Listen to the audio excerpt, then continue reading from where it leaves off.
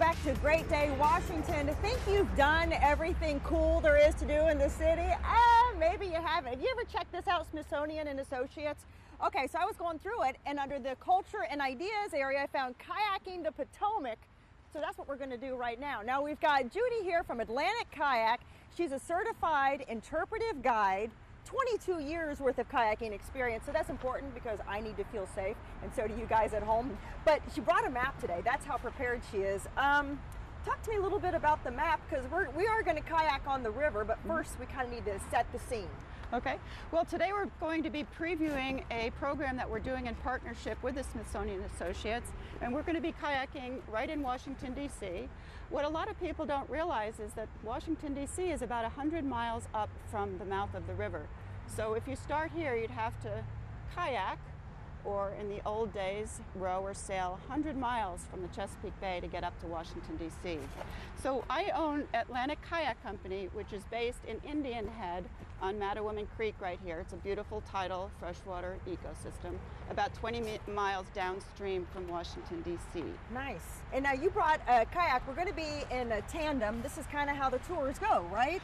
We use a lot of tandems, especially in the educational programs, because they're so easy to use and stable. And stable is going to be important for the cameraman, right? Yes. And maybe for you guys at home that are thinking about it too. You're like, I want to try it, but maybe people aren't super comfortable about getting out there. What are some safety things that people need to keep in mind before they head out on the Potomac? Well, first of all, I recommend going out with someone who knows what they're doing, especially your first time.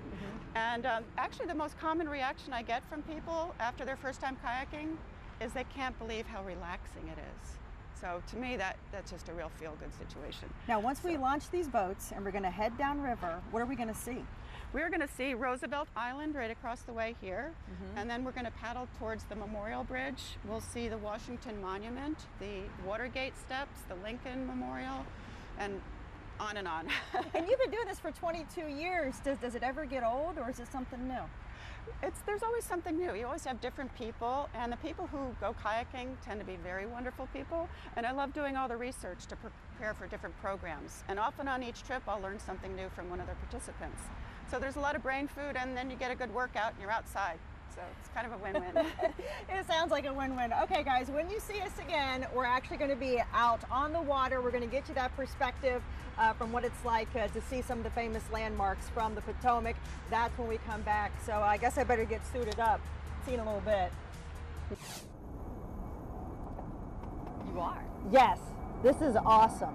This is for everybody at home. Guys, I want you to take a look at this. We're on the Potomac, yes, and we're seeing a side of Theodore Roosevelt Island maybe you wouldn't see before. If you had any doubt, we're on the Potomac, the plane overhead. But Judy, thanks for getting us out here. So what are we looking at exactly? Looks like a bunch of vegetation as far as I'm concerned. Well, this is Roosevelt Island right in the city of D.C., and we're looking at a tidal freshwater marsh, which is also called a breadbasket marsh. The first inhabitants of this island would have been Native Americans, and there's all sorts of great stuff to eat here. You wouldn't know it unless you did a little studying, but right over there, the shrubby-like trees are pawpaw trees, and those produce the largest native fruit. Tastes kind of banana-like, mango-like. They used to use the seeds to grind up to control head lice.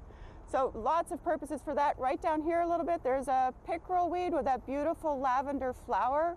When those flowers turn to seeds, you can eat those like nuts. You can eat the leaves early in the spring, a very useful plant.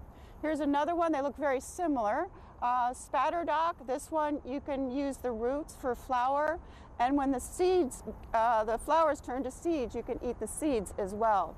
In fact, the beaver love diving down into the marsh and grabbing those very same roots to eat in the winter. Another one that we don't see as often is arrowhead, that's right back there.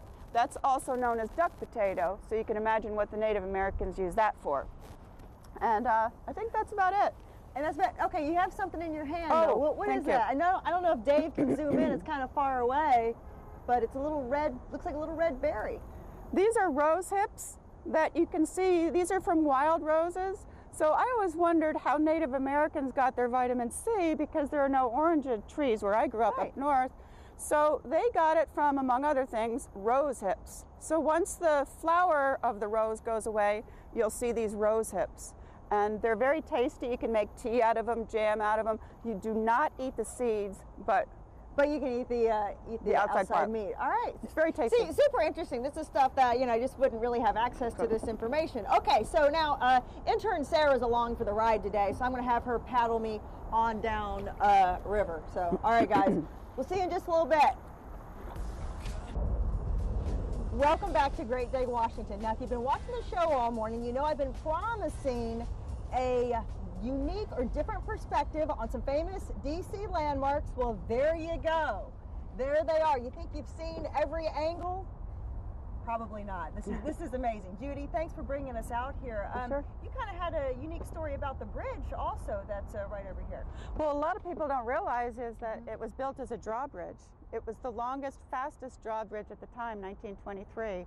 And if you look at the center span, you can see it looks different from the others. That's where the drawbridge was, and you can see actually the office, the operational station, is right underneath. It looks like a little trailer under there. Awesome. Now, okay, so this is part of the Smithsonian Associates tours.